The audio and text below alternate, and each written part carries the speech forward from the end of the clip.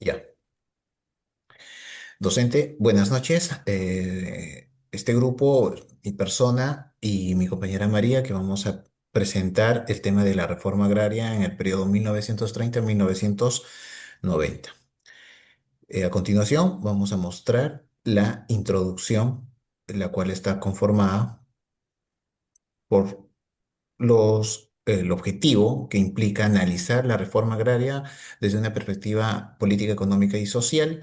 El enfoque es una evaluación de los beneficios, las limitaciones y resultados a corto y largo plazo. El periodo, como lo hemos mencionado, correspondería de 1930 a 1979 o 90, pero lo que hemos tomado como mayor énfasis es en el año 1968 al 75. Sí, siguiente. Primeramente tenemos que hablar sobre una cronología de la reforma agraria. Sabemos en el siglo XIX al siglo XX que hubo una estructura agraria muy desigual. La tierra estaba concentrada en manos de una minoría de grandes propietarios, ¿no? Y había una explotación de la clase campesina. Entonces, en el año de 1964, a raíz de eso, existe la primera ley de la reforma agraria, a través de Belaúnde. Pero fue una reforma limitada. En el 69 existió la gran reforma agraria a partir de Velasco, en la cual como objetivo era la expropiación masiva de los latifundios. En el 75 hubo un golpe de Estado al gobierno de Velasco por parte de Bermúdez. Luego existió la fragmentación de las cooperativas en el año 1980, una pequeña crisis económica y violencia en el país. En el año 90 eh, hubo el fin de la reforma y la privatización de la tierra. En el año 2000, la reconcentración de las de las tierras y una agroindustria moderna. Pero al día de hoy todavía sí existen ciertas desigualdades persistentes en la agricultura. Siguiente. Ahora, haciendo un análisis de la reforma agraria desde un punto de vista político, ¿cuáles son los beneficios? Son dos. El debilitamiento del poder oligárquico y la redistribución del poder local. Esta reforma ha desquebrajado el dominio político de los grandes terratenientes, por lo cual ha redistribuido las tierras, el Estado y las nuevas formas de eh, intercomunicar a toda la política campesina. La legitimidad del Estado reformista, para el gobierno militar, la reforma era un pilar del proyecto nacionalista, en el cual incluía a toda la clase campesina, ¿no? Ahora, ¿cuáles son las limitaciones desde un punto de vista político, ¿no? Son tres. En la siguiente. El carácter autoritario del proceso de la reforma, ¿no? Esta reforma fue impuesta desde un gobierno militar, lo cual no existió una participación democrática. Muchas decisiones no tomaron en cuenta las condiciones locales y se impusieron bajo decretos centrales, sin observar el ámbito regional o sin considerar los otros sectores.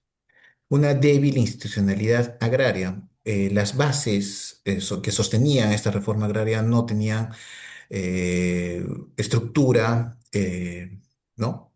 Las entidades creadas para aplicar la reforma mostraron debilidad.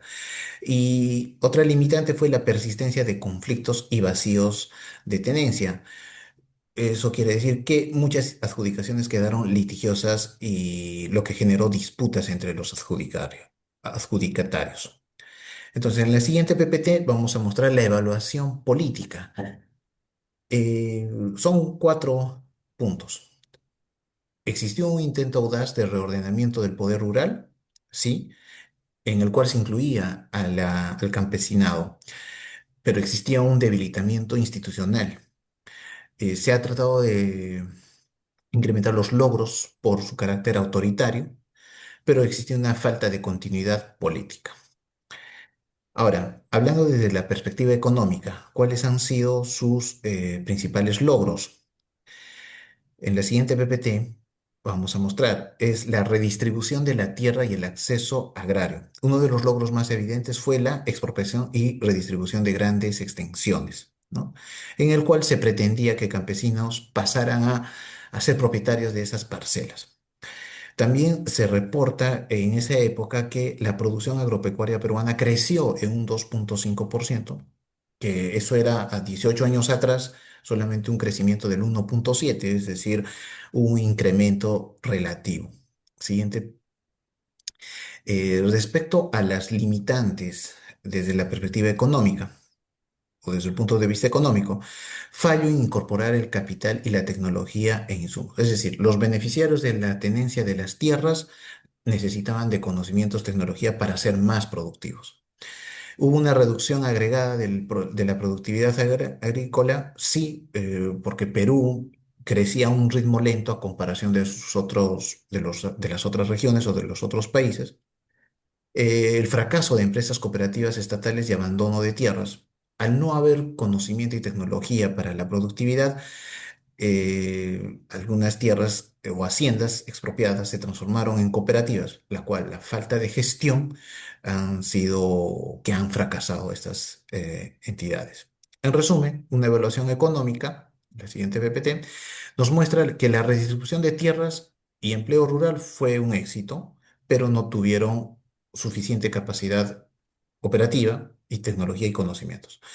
No se logró transformar la estructura agraria de manera sostenible, siempre hubo ciertas limitantes.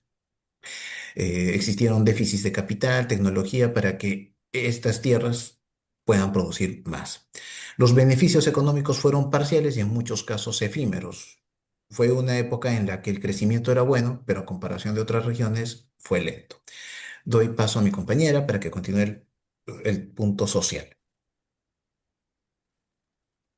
¿Qué tal, profesor? Tal y como había mencionado anteriormente mi compañero, en realidad entre los años 1930 y en los años 1990, el Perú atravesó una etapa de grandes transformaciones, tanto sociales, políticas y económicas, como ya hemos escuchado. Y también fue un tiempo en el que el país dejó atrás toda la estructura que tenía, la estructura tradicional basada en el campo, en la oligarquía, y comenzó a volverse más urbano, industrial y diverso. Y esto sucederá ¿por qué? Porque existe un periodo de transición entre una sociedad rural y una sociedad urbana. A inicios de este periodo, la sociedad peruana todavía estaba muy marcada por las diferencias entre clases sociales.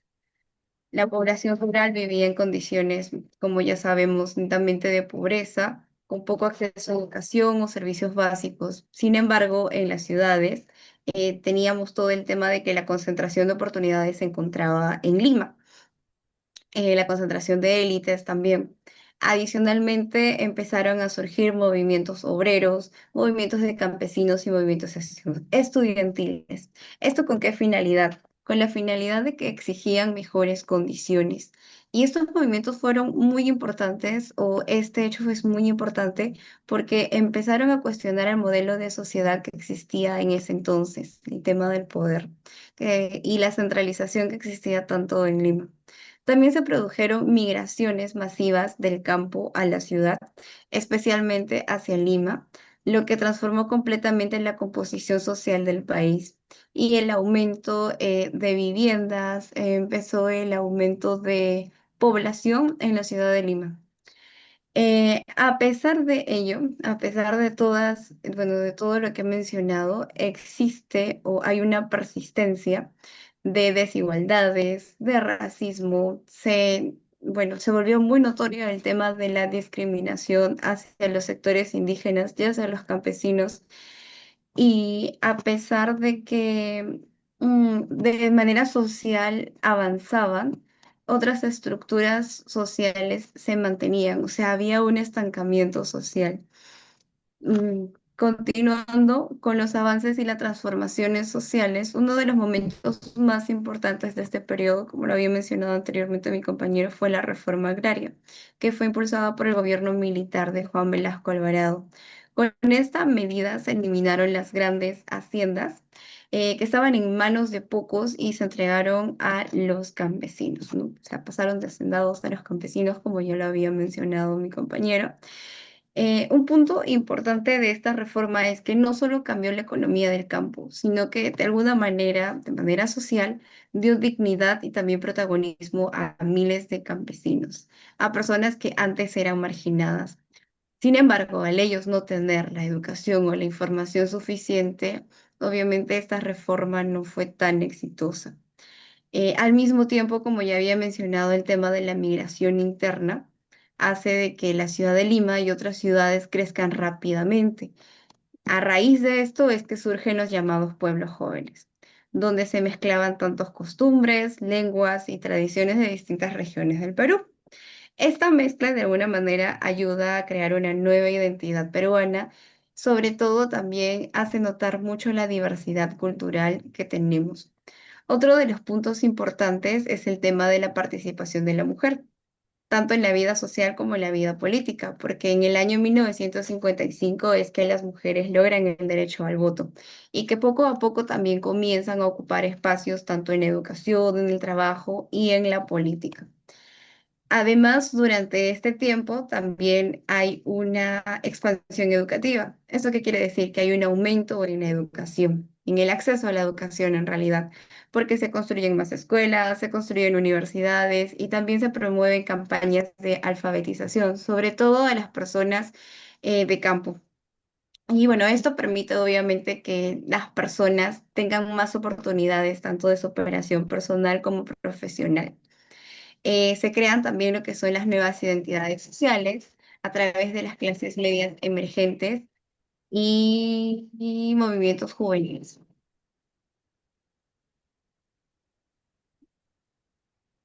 A raíz de todos los cambios y de todos los hechos que he mencionado, las permanentes influencias en el Perú actual es que a pesar de estos cambios en realidad que persisten desde 1990 y afectan hasta la actualidad del día de hoy, se ve mucho el tema de la desigualdad económica, tanto entre la ciudad o en este caso en Lima como regiones. Las regiones continúan teniendo menos acceso a salud, menos acceso a educación, y bueno, también se sigue observando lo que es el centralismo dentro de la ciudad de Lima, ¿no? Ya que la mayoría de recursos, oportunidades se encuentran aquí y aún seguimos teniendo ese tema migratorio de regiones hacia Lima. También permanecen ciertas actitudes de discriminación y racismo. Aunque hoy existe mayor conciencia sobre la importancia de valorar la diversidad cultural del Perú a pesar de todo ello. Y bueno, seguimos viendo el tema de la lucha de los movimientos sociales, de las mujeres, de los campesinos, de los trabajadores, incluso de los estudiantes, como hemos visto en estos últimos días, a raíz de razones políticas o de buscar un país más justo e inclusivo. Ahora voy a continuar con las conclusiones. Como sabemos, políticamente la reforma permitió reconfigurar el poder rural y dar protagonismo al campesino, pero su imposición autoritaria y su débil institucionalidad limitaron su legitimidad y persistencia. De manera económica, sí existieron avances en la redistribución de la tierra y el empleo rural, pero el déficit estructural, la falta de capital, tecnología e infraestructura impidieron que la producción agraria alcance un crecimiento sostenido. Y de manera social, el Perú vivió grandes cambios sociales que dieron más participación a la población, aunque hasta la fecha, hasta el día de hoy, persisten desigualdades. A pesar de eso, se fortaleció la conciencia ciudadana y la diversidad cultural que aún caracteriza al país. Eso es todo por parte de nosotros. Muchas gracias. Gracias.